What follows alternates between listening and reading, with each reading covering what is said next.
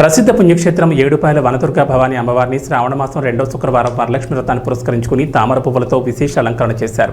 వరలక్ష్మి వ్రతాన్ని పురస్కరించుకుని తెల్లవారుజామున 4 గంటలకు ఆలయ అర్చకులు ప్రత్యేక పూజలు అభిషేకం చేశారు. వరలక్ష్మి వ్రతం రోజున మహిళలు అమ్మవారిని దర్శించుకోవడం వల్ల సకల శుభాలు, అష్టైశ్వర్యాలు, సౌభాగ్యం, సంతానం కలుగుతాయని ఆలయ అర్చకులు తెలిపారు. తెల్లవారుజాము నుంచి భక్తులు మంజీరా నది స్నానం ఆచరించి అమ్మవారిని దర్శించుకుని బొడిబియ్యం మొక్కులు చెల్లించుకున్నారు. ఈ నేపథ్యంలో ఏడుపాయల్లో భక్తుల రద్దీ నెలకొంది. వచ్చే భక్తులకు ఎలాంటి ఇబ్బందులు కలగకుండా ఆలయ ఈవో చైర్మన్ అన్ని ఏర్పాట్లు చేశారు.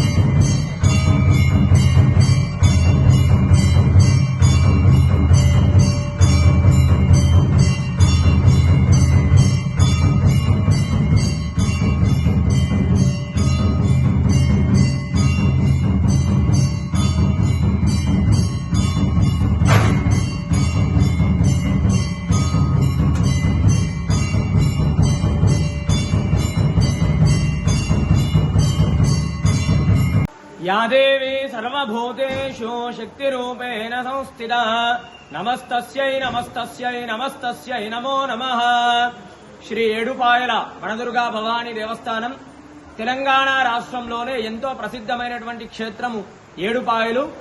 శ్రావణ మాసం 2వ శుక్రవారం వరలక్ష్మి వ్రతాన్ని పురస్కరించుకొని ఈరోజు వనదుర్గా భవానీ దేవికి ఉదయాన్నే 4 గంటలకు ప్రత్యేకమైనటువంటి అభిషేకము, తదనంతరం అమ్మవారికి కమలాలతో విశేషంగా అర్చించి అమ్మవారిని కమలాలతో అలంకరించడం జరిగింది.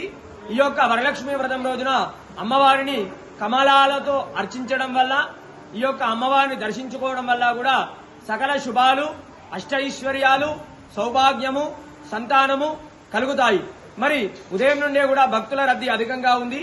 ఈరోజు శ్రావణ శుక్రవారము వరలక్ష్మి వ్రతాన్ని పురస్కరించుకొని ముఖ్యంగా మహిళలు అమ్మవారిని దర్శించుకోవడం వల్ల సౌభాగ్య సంతతి కలుగుతుంది.